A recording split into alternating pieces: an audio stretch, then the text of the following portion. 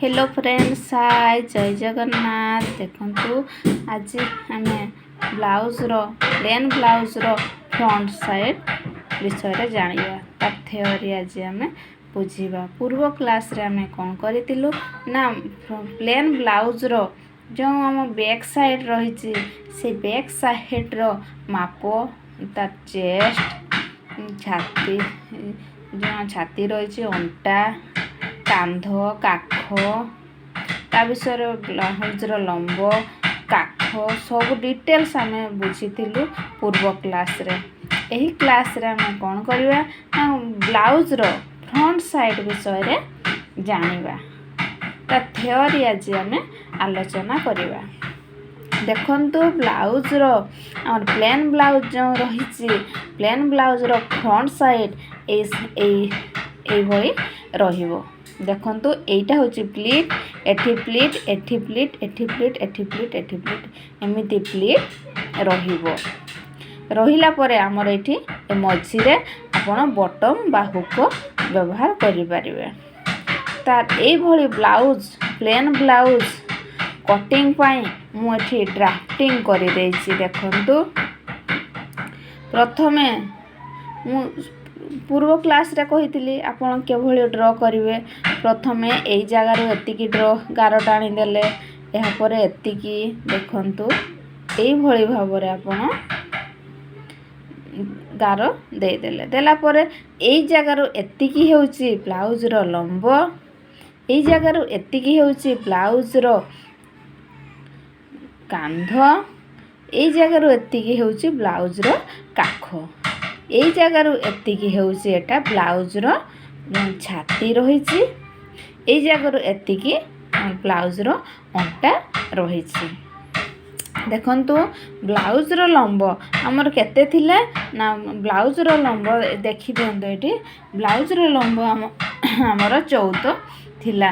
Blouse रो लंब जदि हमर 14 थिला हमें कोन करिवो ना 1 इंच एक्स्ट्रा दउथिले पछ साइड रे किंतु फ्रंट साइड रे कोन करिवा ना हाफ इंच एक्स्ट्रा दवा। देखंतु म एठी दे देछि हाफ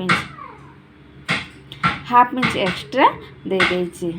देखंतु 15 प्लस हाफ 15 हाफ ता माने एई जगह रु एतिकी 15 हाफ एटा होछि फ्रंट साइड चिन्ह दे देले। एई जगह एतिकी सेम प्रोसेस सेम रहिछि 6.5 रे चिन्ह दे देले।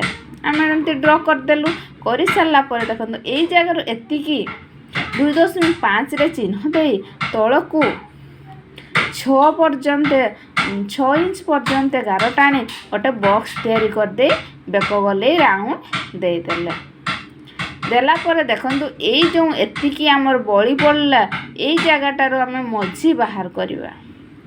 मझी बाहर कला परे तळकू आमे गार टाणीबा केते जाय ना 10 इंच जाय गार टाणीबा। एटा होछि हमर बस्ट पॉइंट जाय आमे चिन्ह दे देलु।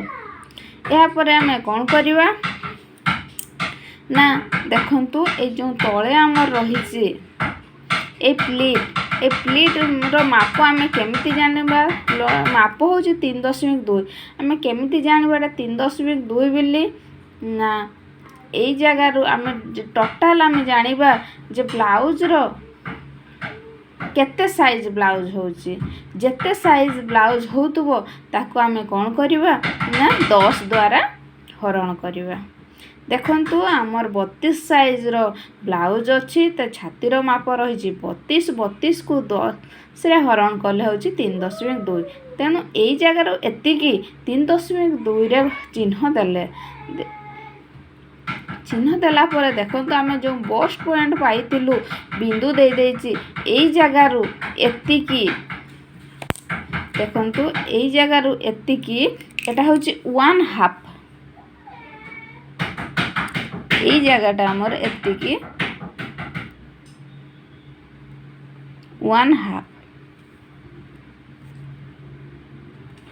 हाफ एई जगह रु एतिकी 1 हाफ रे बिंदु दे गार टाणी देले टाणी सरला परे एई साइड रे हाफ इंच एई साइड रे हाफ इंच एई भली हमें दे देलु।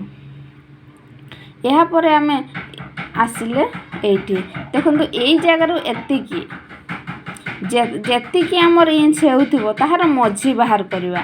ମଝି ବାହାର କଲା ପରେ ପୁଣି ଏଇ ବଷ୍ଟ ପଏଣ୍ଟରୁ 1/2 ଇଞ୍ଚରେ ଚିହ୍ନ ଦେବା। ଚିହ୍ନ ଦେଲା ପରେ ଏଠି ଆଉ ଗୋଟେ ଗାର ଟାଣିଦେବା। ଏହାପରେ ଦେଖନ୍ତୁ ନାଇଁ କାଖ ଆମର এই କାଖରୁ ଏଇ ଜାଗାରୁ ଟେପ୍ ଦେଇକି 5.5 ଇଞ୍ଚ ଯେତିକି ହେଉଛି ସେତିକି ପର୍ଯ୍ୟନ୍ତ ଆମେ ଚିହ୍ନ ଦେବା। ଚିହ୍ନ ଦେଲା ପରେ ପୁଣି ବଷ୍ଟ ପଏଣ୍ଟରୁ 1/2ରେ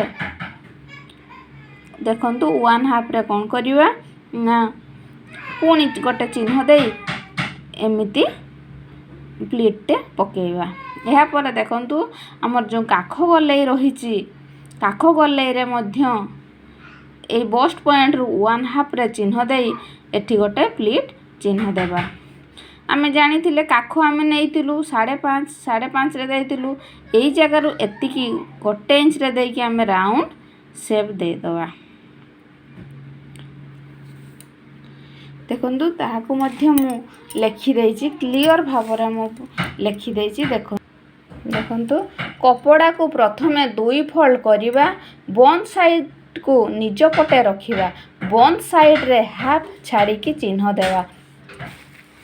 ଦେଖନ୍ତୁ ହାଫ୍ ଛାଡ଼ିକି ଚିହ୍ନ ଦେଇଛି।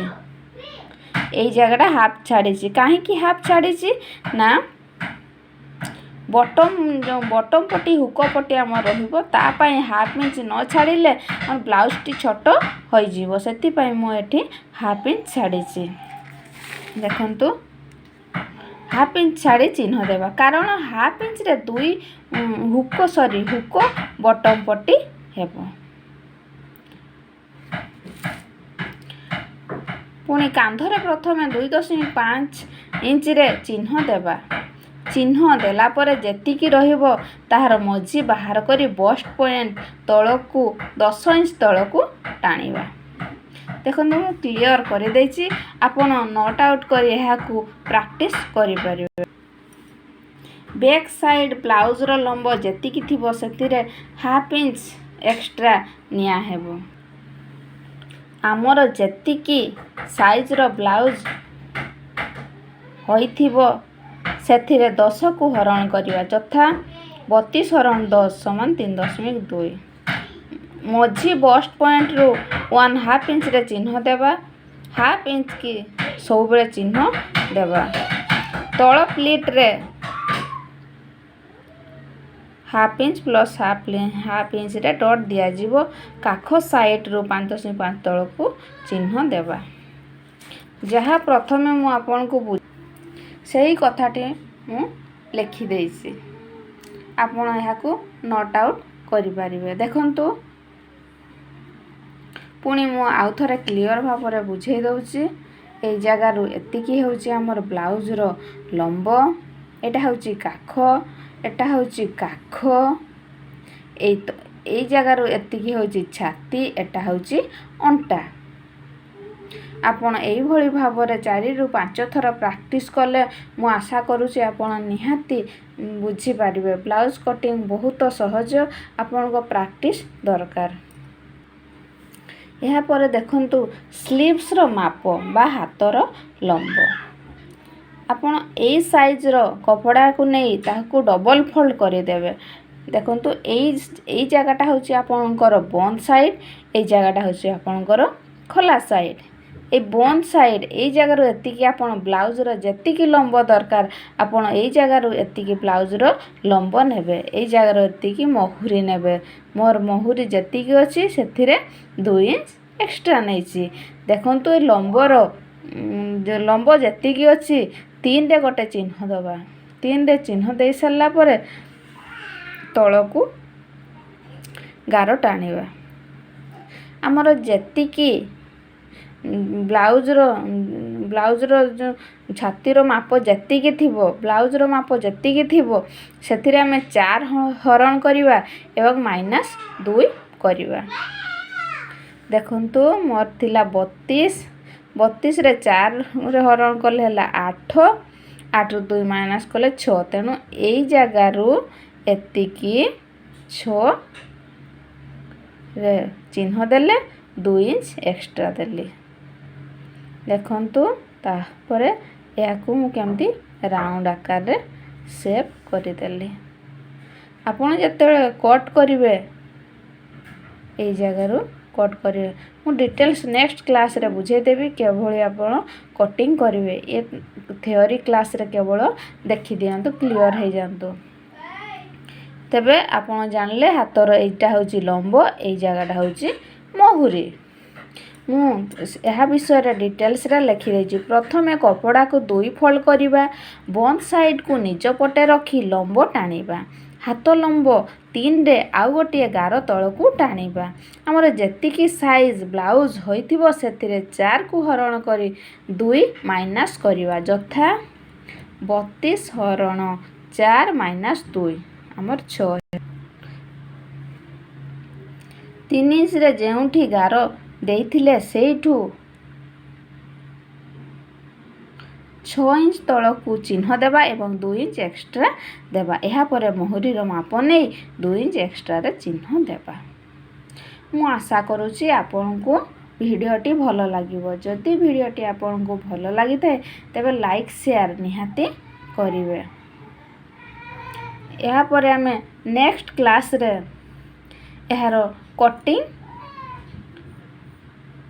ଡ୍ରାଫ୍ଟିଂ ଜାଣିବା। Thank you.